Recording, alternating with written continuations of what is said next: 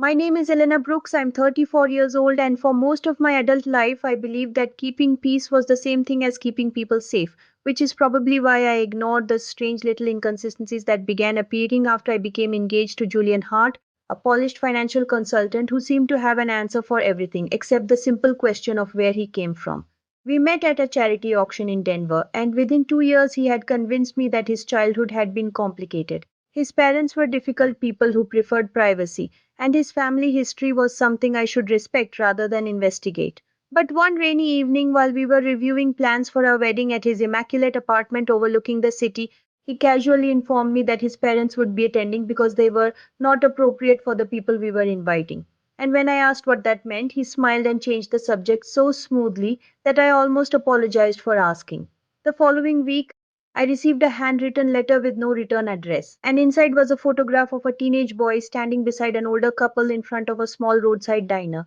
with the boy's face unmistakably resembling Julian's, even though the name written on the back was Evan Mercer, followed by a sentence that made my hands go cold. If you are planning to marry him, you deserve to know what happened to the people who raised him. I could have confronted Julian immediately, but instead I followed the address from the envelope to a fading town in western Kansas where I found Marjorie and Samuel Reed, retired school employees who welcomed me cautiously before revealing that Julian had once been their foster son under the name Evan, that they had raised him from the age of 11 after his mother died, and that he had disappeared from their lives after earning a prestigious scholarship, leaving behind nothing but a note promising he would return once he had become someone worth knowing. I spent the afternoon listening as Marjorie showed me a wooden trunk filled with school certificates, newspaper clippings, handmade birthday cards, and photographs of a boy who had once repaired broken bicycles for neighborhood children and spent his weekends helping Samuel fix the old tractor, while Samuel quietly admitted that Julian had never been ashamed of them when he was young,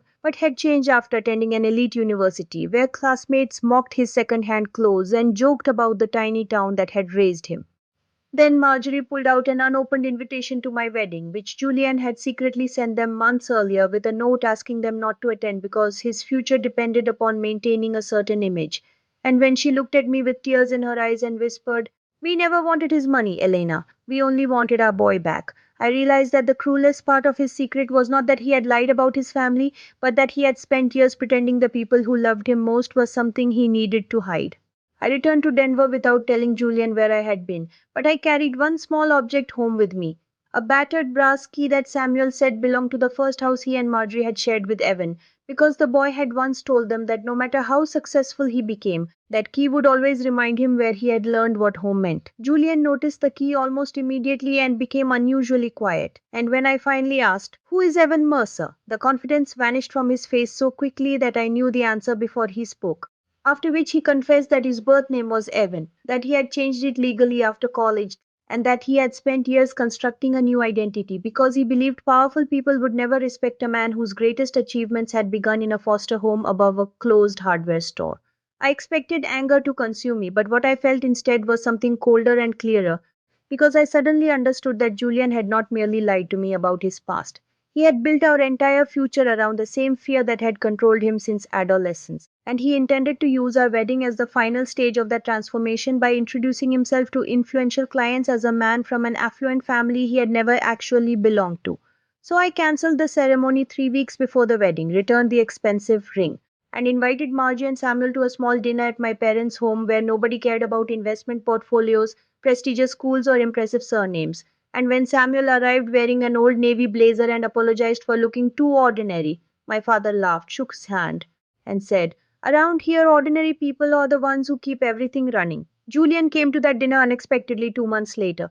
not dressed in his usual tailored suit, but wearing jeans and an old work jacket. And he stood on the porch for several minutes before finally knocking, looking less like the man who had once controlled every room and more like the frightened teenager hidden inside him. He apologized to Marjorie first, then Samuel, and finally to me, admitting that he had spent so long running from humiliation that he eventually became ashamed of anyone who reminded him of the boy he used to be. And although forgiveness did not magically restore our relationship, Marjorie opened the door wider and said, "You don't have to become the man you invented anymore, Evan," while Samuel placed the old brass key in his hand and added, "You already became someone worth knowing. You just forgot who helped you get there."